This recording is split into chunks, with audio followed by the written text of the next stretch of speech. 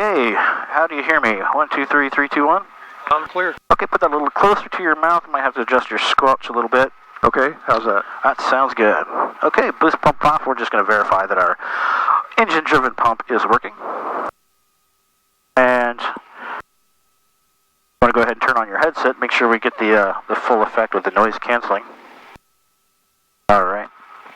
So you got one of these on your cord there. Okay. Okay, there you go. I was wondering how you guys did that because they're so loud when they go over my house. It's got to be terrible in the cockpit. Yeah, so you have a volume here, so if my voice sounds too loud for you, you can turn that up or down. Okay. Okay. Same here for me. I've got one of those, and then individual radio volume. All right, so we're going to go to listen to our COM2 radio. Carver Airport. Automated weather observation 0227 Zulu weather wind calm visibility 10 clear below 12,000 temperature 11 Celsius dew point 10 altimeter 3009er. Okay, so so the barometric pressure is dropping a little bit, so we want to make sure that's accurate. Eisenberg traffic Cherokee 8737 November, back taxi 25 Eisenberg. All right, so we're going to take off downhill, so we're just going to back taxi the runway. And everybody's tendency when they get in a plane for the first time, they want to drive it like a car. So this does absolutely nothing for us. It's just our ailerons. Oh, great. And verify you did start your camera. Oh, yeah, it's going. Red light. Yep. All right, wave. Definitely want to get that video from you. Okay. So again, it's all about driving with the feet. So from your perspective, your point of view, we want that center line pretty much right between our legs. So for me, it's my left knee that I'm aligning it up with. So whatever you see, that's where you want to be. Okay, yeah, that's going right down between the legs. Okay.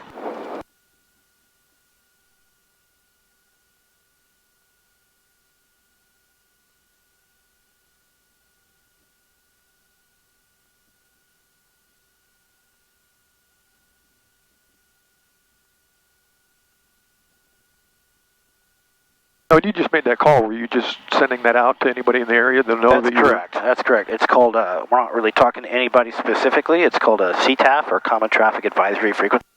So we're just kind of talking in the blind to announce our intentions. Okay. So the radio is used a lot. This is called an uncontrolled airfield. There's no tower. There's no air traffic control.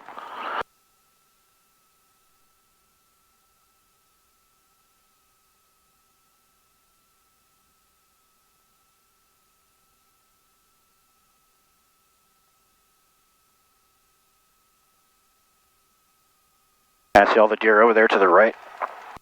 Oh, yeah. Well, I guess. They're a nuisance because they like to come right up to the edge of the runway when I'm landing or taking off. They're like contemplating suicide. Yeah, we've got some on our front porch on our camera. They're not very scared of anything out here on the island. Okay, so we always want to get in a good habit of using a checklist, even though we've done this a million times, and a lot of the checklists that we need for takeoff and landings, it's already printed right in front of us. So I'm just going to do an engine run-up and talk you through the engine run-up as I'm doing it. Okay. When they say checklist, checklists are vital. We always use checklists, but it is a checklist, not a to-do list. So we're checking. So you eventually develop a flow, okay?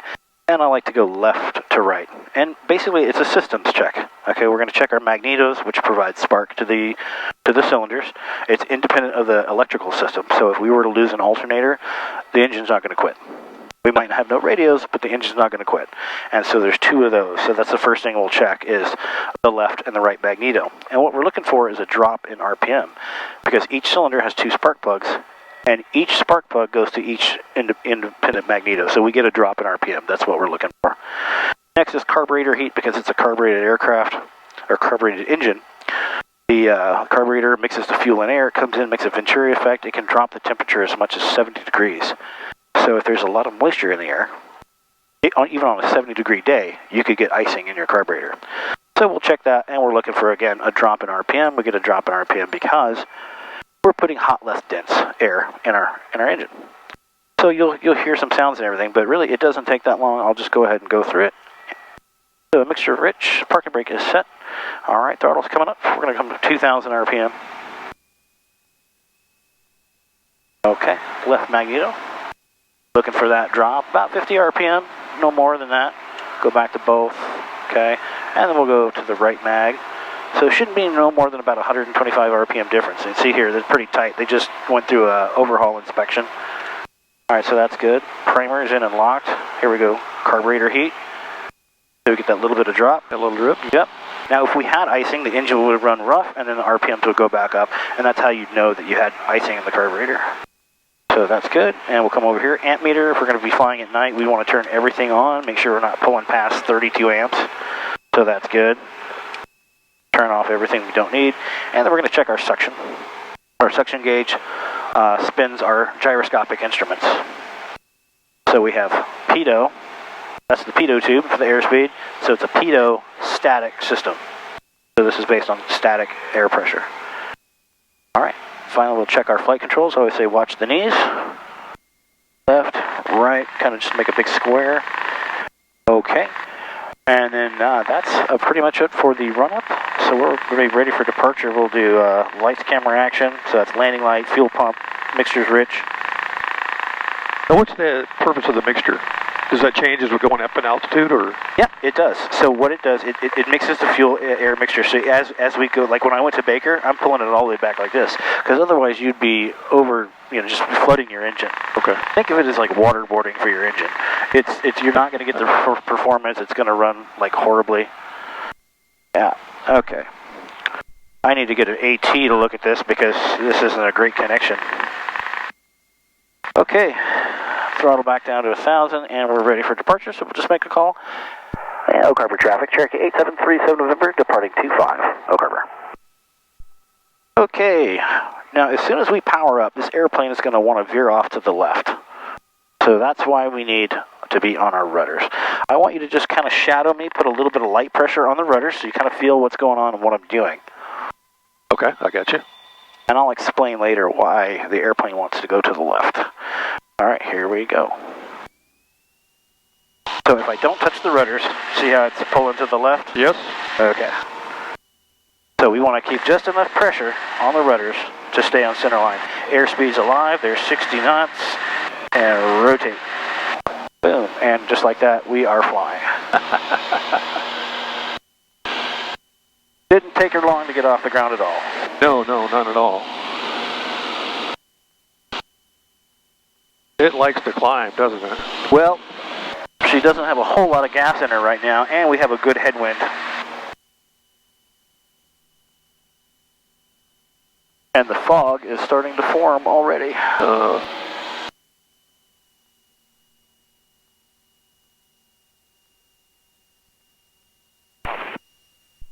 Alright, so just for kicks and giggles, we'll listen to Whidbey approach for a minute. Just kind of hear what's going on.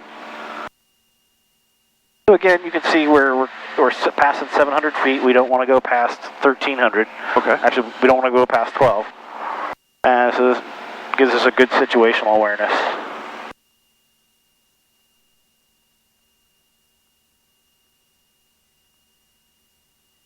So the other thing too, like I said, when you take controls, it might feel natural to do this. So don't do that. Don't close your hands around it. Yeah, no, I want you to fly 2 fingers. Okay. Just like this. This airplane just needs 2 fingers to control it. Wow. Wow. Okay. Very nimble and responsive, and you'll see what I mean. And the reason, 2 reasons you don't want to do this. Number 1, it's not how we fly. Your right hand is for the throttle, right? The second reason is, if for the rare instance you got into a panic, and you're like this, and you had a death grip, it's going to be a lot harder for me to save our lives. But we don't want to do that. We want to make it very easy. All right, coming up on 1,000, our boost pump can come off. We don't want to burn that out. So takeoff, landings, and switching tanks. Go ahead. Switch tanks? Yep. I mean, that's when we turn our boost pump on, is switching tanks. We have 2 tanks. Okay. And so we have to balance out our fuel load.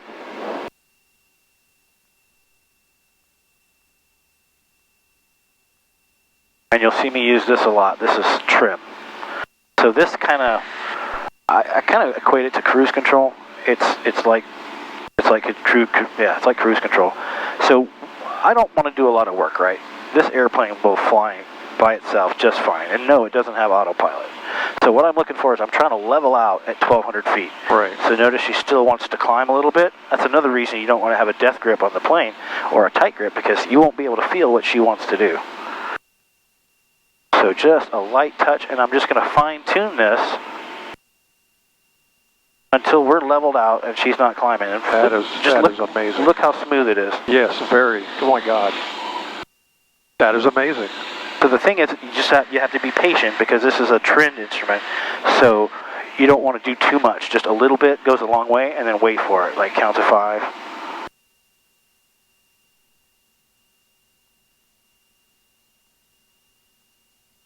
Now it's smooth air today.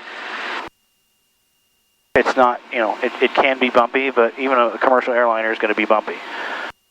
A lot of people think, oh, small planes, they're. No, this is a lot smoother than I was anticipating. Oh yeah.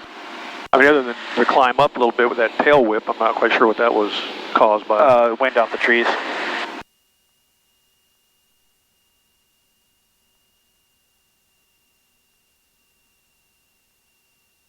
So again, I'm just kind of feeling what the airplane wants to do. I pulled the power back a little bit, so now I'm just adjusting it. But watch this, just one finger.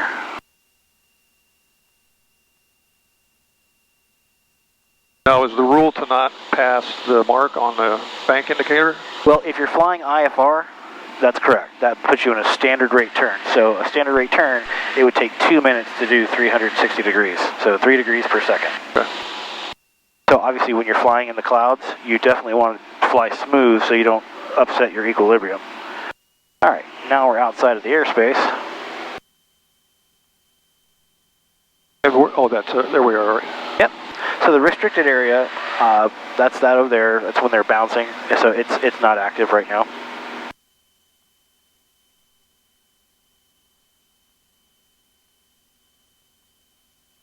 So there's really 4 fundamentals of flight. An airplane can only do 4 things. It can fly straight and level.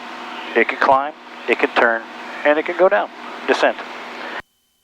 So one of the things that's not really intuitive at first is that power does not necessarily control speed. Power controls altitude. Pitch controls speed. Well, what does that mean? Well, I don't have an infinite amount of power, right? So if I kept pulling back on the yoke, you're going to slow down. We're going to slow down, and eventually we'd stall. Yep. And if I push the nose down, we're going to speed up.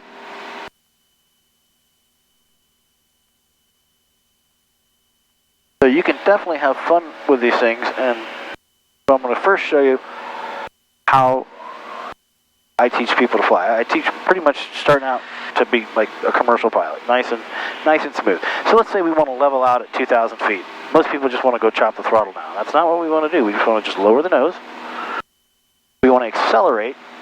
And what's happening is, as we accelerate, we're going to produce more lift. And I'm going to have to push a little bit harder and harder. So go ahead and use your thumb. Just push. Feel how much pressure it's taken to keep that altimeter stuck? Yes. Okay, so watch this. I'm going to reduce my power to, say, our desired cruise speed. Now, keep the wings level. Okay, so you feel that? It's still wanting to go up, right?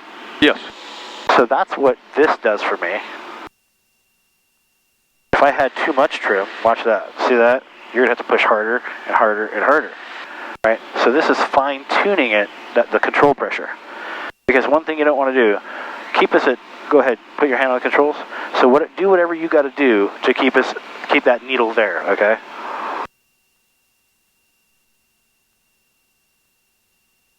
So you're having to pull back a lot, right? A lot. Yeah. So that's not fun. So go ahead and let go. All right, so the airplane still wants to go down. So I want to keep that needle right where it's at. And then just see how I'm doing it. I'm just feeling the pressure. Go ahead, feel the pressure. And then giving it like a quarter turn, quarter turn, quarter turn. All right, I think I got it. Ah. So you get the idea. So now our power is set at 2,100 RPM. So the airplane it's trimmed up for straight and level at 2,100 RPM. So, if we want to initiate a climb, and we want to do it smoothly, push the throttle full forward. Now look at our airspeed. We're 100 miles an hour indicated. So unlike a car, when you hit the accelerator, you go faster. But in an airplane, you hit the power, you're not going to go faster. Watch what happens. Go ahead and push it forward. All the way. Nose goes up. Nose goes up. Airspeed stays the same. So that's called a constant airspeed climb. That's one of the things you'll want to learn. And so if we want to level out at 2,500 feet, easy. We're going to push the nose down. Nice and easy.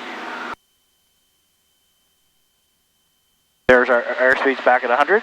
And if we go back to 2,100 RPM, that's what the airplane was trimmed for, because we didn't mess with it. Now a lot of people they'll just be flying the airplane with a trim, and it drives me nuts. So now look, here we are. Airplane's back doing what it wants. Flying nice and smooth. So, that's one of the hardest things to learn as a private pilot, is just getting the aircraft stable and whatever. So again, if we wanted to descend nice and easy, and we still wanted to just maintain 100 miles an hour, what will happen is initially it'll go faster, but as it does, it's going to create more lift, and it's going to go back to 100. So we just pull off a couple hundred RPM at a time, and then we gradually start descending at whatever rate or speed we desire. If we want to descend at 500 feet per minute, we would just set our power, pull our power back to reach that 500 feet per minute and 100 miles an hour.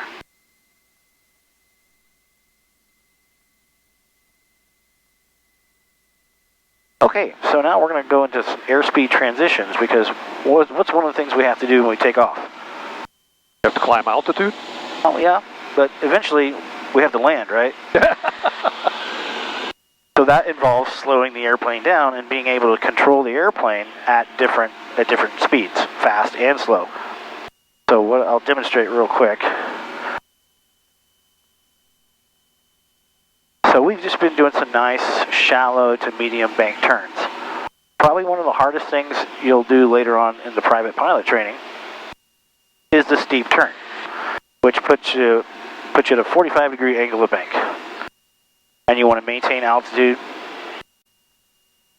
Alright, so here we go. I'm going to add power to compensate for the loss of